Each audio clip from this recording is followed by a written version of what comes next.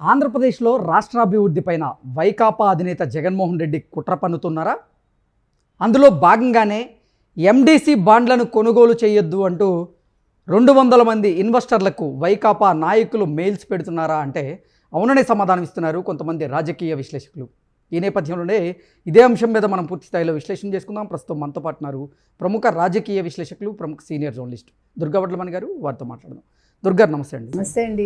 ఆంధ్రప్రదేశ్లో రాష్ట్రాభివృద్ధి మీద వైకాపా అధినేత జగన్మోహన్ రెడ్డి కుట్ర పన్నుతున్నారని, అందులో భాగంగానే ఆంధ్రప్రదేశ్లో పెట్టుబడులు పెడుతున్న కొంతమంది పారిశ్రామికవేత్తలకి, అలాగే ఎండిసి బాండ్లను కొనుగోలు చేస్తున్నటువంటి కొంతమంది ఇన్వెస్టర్లకు కూడా వైకాపా నాయకులు మెయిల్స్ పెడుతున్నారని, దాంతోపాటుగా ఆర్థిక శాఖ మంత్రికి, ప్రధాని నరేంద్ర మోదీ గారికి కూడా వారు ఫిర్యాదు చేస్తూ లేఖలు రాస్తున్నారన్నట్లుగా కొన్ని వార్తలు వస్తూ ఉన్నాయి.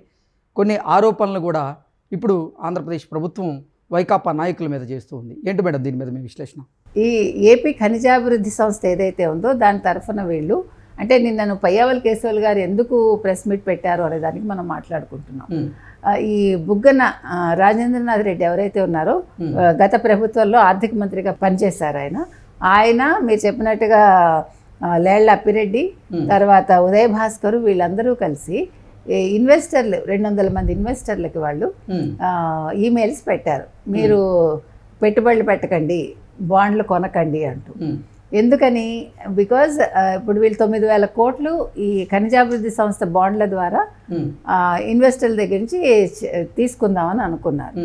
సో గతంలో ఏం చేశారు వీళ్ళు, ఇదే బుగ్గన రాజేంద్రనాథ్ రెడ్డి వాళ్ళు 2024 మార్చి 15 వాళ్ళు 7,000 కోట్లు ఈ బాండ్ల ద్వారా తీసుకున్నారు.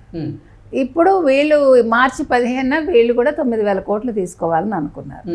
వీళ్ళు ఇన్వెస్టర్లకి లేఖలు రాయడంతో పాటు వీళ్ళు ఎవరెవరికి రాశారంటే ప్రధాని మోదీకి రాశారు, తర్వాత కేంద్ర ఆర్థిక మంత్రి నిర్మలా సీతారామన్కి రాశారు, ఆర్బీఐకి రాశారు, సెబీకి రాశారు. ఈ కోర్టులో అంటే ఈ కేసు కోర్టులో ఉంది కాబట్టి మీరెవరు కూడా ఇప్పుడు కొనకండి అంటే ఇన్వెస్ట్ చేయకండి అంటూ. కానీ యాక్చువల్గా మీకు ఇలాంటి విషయాలు తొందరగా తేలిపోతాయి. 1-2 రోజుల్లోనే ఇన్వెస్టర్లు కొనుగోలు చేసేస్తారు. కానీ వీళ్ళు ఈ లేఖలు, ఈ మెయిల్స్ ఏదైతే పెట్టారో దీనివల్ల 15 రోజులు డిలే అయింది. డిలే అయింది తప్ప ఇబ్బడి ముబ్బడిగా కొన్నారు. అంటే అనుకున్న దానికంటే ఎక్కువ మంది ఇన్వెస్టర్లు ఈ బాండ్స్ కొనుక్కోవటం జరిగింది. సో అంటే వీళ్ళు పెట్టిన ఈ మెయిల్స్ కానీ వీళ్ళు చేసిన ప్రోపగాండా కానీ అక్కడ ఫలించాల. రెండోది, కేంద్ర ప్రధానమంత్రి కొనొచ్చని చెప్పారు, కేంద్ర ఆర్థిక మంత్రి కొనొచ్చని చెప్పారు కాబట్టి ఇందులో ఎటువంటి లూప్ హోల్స్ లేవన్నది కూడా మీకు అర్థమవుతుంది.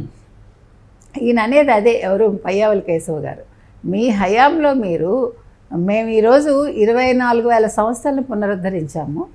తర్వాత వీళ్ళెవరు ఉద్యోగులకు సంక్షేమానికి మేము 7,000 కోట్లు ఖర్చు పెట్టాము. మాకు ఉద్యోగులకు ఏం చేయాలో తెలుసు, మా దృష్టిలో అంతా ఉంది. మీరు ఎక్కడికక్కడ పేమెంట్స్ చేయకుండా మీరు మొత్తం అంటే రాష్ట్ర ఆర్థిక వ్యవస్థను గాడిన పెట్టకుండా దాన్ని నాశనం చేసి వెళ్ళారు.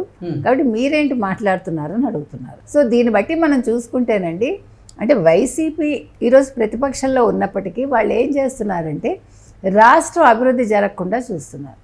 ఎక్కడ పరిశ్రమలు డెవలప్ కాకూడదు, తర్వాత బాండ్ల ద్వారా ఇన్వెస్టర్లు రాకూడదు. ఆంధ్రప్రదేశ్లో కూటమి ప్రభుత్వం కొలువుదీరిన తర్వాత, చంద్రబాబు గారు ముఖ్యమంత్రిగా ప్రమాణ స్వీకారం చేసిన తర్వాత ఆంధ్రప్రదేశ్ రాష్ట్రం అయితే అభివృద్ధి బాటలో దూసుకువెళ్తూ ఉంది.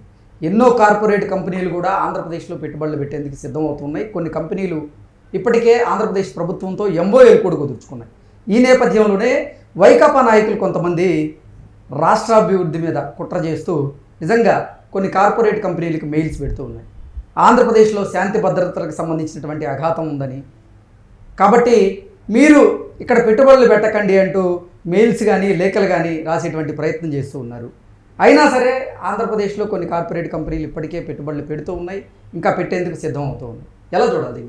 అంటే ప్రజలు సంక్షేమం కోసం ఈ ప్రభుత్వం పనిచేస్తూ ఉంటే అసలు సంక్షేమం జరగకూడదు, రాష్ట్రం అభివృద్ధి చెందకూడదు, రాష్ట్రం వెనక్కి వెళ్ళిపోవాలి అభివృద్ధిలో అనేది ఇవాళ వైసీపీ వాళ్ళ లక్ష్యంగా కనిపిస్తోంది. అంటే మేము చేయలేని మీరు ఎందుకు చేస్తున్నారు? అసలు అమరావతి రాజధాని వాళ్ళకి ఇష్టం లేదు, అందుకే అక్కడ ల్యాండ్ పూలింగ్ వద్దు అనేది వాళ్ళ గోల. రైతులకు కూడా అదే చెప్తున్నారు కదా, మీరు ఇవ్వకండి అని. మీరు అన్నట్టుగా ప్రతిదీ కూడా మీరు తీసుకోకండి, లేకపోతే మీరు పెట్టుబడులు పెట్టకండి, మీరు రాకండి, వీళ్ళు ప్రతి వాళ్ళకి అదే కదా, మీకు గుర్తుంటే గతంలో కూడా చాలా కంపెనీలకు వీళ్ళు లేఖలు రాశారు మీరు రావద్దని. అంటే ఏంటి, ఇలాంటి వాళ్ళు అసలు రాష్ట్రంలో ఎందుకు ఉంచాలి మనం? ఇలాంటి వాళ్ళని రాష్ట్రం నుంచి తరిమేయాలా వద్దా? ఓకే కదా, అసలు వైసీపీని రాష్ట్రం నుంచి మొత్తంగా తరిమేయాలి. 29లో మీరు ఒక్క సీటు కూడా రాకుండా చేస్తే ప్రజలు, అప్పుడు వైసీపీ వాళ్ళు అసలు రాష్ట్రంలోనే ఉండరు నన్ను అడిగితే.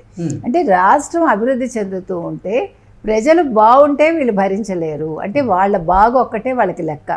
వాళ్ళు ఇచ్చే సంక్షేమాలు తీసుకుని ప్రజలు నోరు మూసుకుని పడి ఉండాలి. ఇప్పుడు ఉద్యోగాలు రాకూడదు, మీరు చెప్పినట్టు పరిశ్రమలు వస్తున్నాయి రాకూడదు, పెట్టుబడులు రాకూడదు, ఏది రాకూడదు, ఉద్యోగ కల్పన రాకూడదు, వాళ్ళు గంజాయి మత్తులో ములిగి తేలాలి. వీళ్ళేమో కంటైనర్లో గంజాయి తీసుకొస్తారు, డబ్బులు తీసుకొస్తారు. అంటే యువతకి ఉద్యోగ అవకాశాలు కల్పించిన ఘనత ఇప్పుడు కూటమి ప్రభుత్వానికి కానీ తెలుగుదేశానికి పార్టీకి కానీ రాకూడదు. ఖచ్చితంగా అంతే కదండి. అంటే కూటమి వచ్చి ఏడాదిలోనే ఇన్ని చేసేస్తే ఎట్లా? ఇప్పుడు ఎవరు కూడా సూపర్ 6 గురించి మాట్లాడలేదు, మీరు గమనించండి. నిన్నటి వరకు సూపర్ 6 సూపర్ 7 అంటూ ఎగిరాడు కదా జగన్మోహన్ రెడ్డి. మరి నిన్నటి నుంచి ఆ మాట ఎక్కడ మనకు వినిపించట్లా. ఎందుకంటే ఎప్పుడైతే తల్లికి వందనం ఇచ్చేసారో ఒక్కళ్ళు నోరెత్తట్లా. ఇప్పుడు ఎంతసేపు అంటే ఇష్యూ డైవర్షన్ తప్ప, డైవర్షన్ పాలిటిక్స్లో భాగంగా వాళ్ళ దగ్గర ఇష్యూస్ లేవు. అందుకని ఇట్లా వీళ్ళు ప్రచారం కోసం మీరు చెప్పినట్టుగా శవాలు ఏరుకోవడం, లేకపోతే ఏదో సానుభూతి చూపించడం, వాళ్ళని పరామర్శ పేరుతో వెళ్ళడం, లేకపోతే గిట్టుబాటు ధర రావట్లేదు రైతులకని దాని మీద వెళ్ళడం, అంటే ప్రజలను ఇబ్బంది పెట్టడం, ఏదో ఒక విధంగా ఈ అభివృద్ధి ప్రజల్లోకి అంటే వాళ్ళ మైండ్స్కి ఎక్కకుండా చూడడానికి వీళ్ళు సాయశక్తిలా ప్రయత్నిస్తున్నారు. సరే, ఏది ఎలా జరిగినా పయ్యావుల కేశవులు గారు చెప్పినట్టుగా అన్నీ సజావుగా సాగుతున్నాయండి. ప్రజలు సంతోషంగానే ఉన్నారు. ఒకవేళ నిజంగా సంతోషంగా లేకపోతే ఇప్పటికి నిలదీసి ఉండేవాళ్ళు. వాళ్ళేం ఊరుకోరు కదా. ఇప్పుడు ఏదైతే మాట ఇచ్చారో, మాట తప్పితే ఏ ప్రజలు ఊరుకుంటారు? వీళ్ళు వెళ్ళి అడిగితే కూడా వైసీపీ వాళ్ళు ప్రజల్ని వాళ్ళు తిడుతున్నారు వీళ్ళని, వైసీపీని. మీరు వచ్చి ఎందుకు అడుగుతున్నారు? మాకు అన్నీ వచ్చాయి, తల్లికి వందనం వచ్చింది, మాకు అన్ని పథకాలు వచ్చాయని. కాబట్టి ఇవాళ ఈ బాండ్స్ విషయం ఏదైతే ఉందో, ఈ విషయంలో కూడా ఈరోజు వైసీపీ అనవసరంగా వాళ్ళు బయటపడ్డారు తప్ప, అంటే ఆ మెయిల్స్ పెట్టింది వాళ్ళేనని క్లియర్ కట్గా కేంద్రానికి కూడా అంటే ఒకవైపేమో రాష్ట్ర అభివృద్ధి మీద వైకాపా నాయకులు కుట్రబడుతూనే, మరోవైపు చూసుకున్నట్లయితే అసలు రాష్ట్రం అభివృద్ధి బాటలో వెళ్ళడం లేదు, అసలు అభివృద్ధికి ఆంధ్రప్రదేశ్ ఆమడ దూరంలో ఉందన్నట్లుగా వాళ్ళే మాట్లాడుతున్నారు. అసలు ఎలా చూడాలి? అంటే ఆమడ దూరంలో ఉన్నది వాళ్ళు. అంటే సాక్షి పత్రిక చదవడం మానేస్తే ప్రజలకు అన్ని వాస్తవాలే తెలుస్తాయి నన్ను అడిగితే. లేదంటే వన్ సైడెడ్గానే ఉంటుంది వార్తలు. ఓకే అండి, thank you so much. Thank you.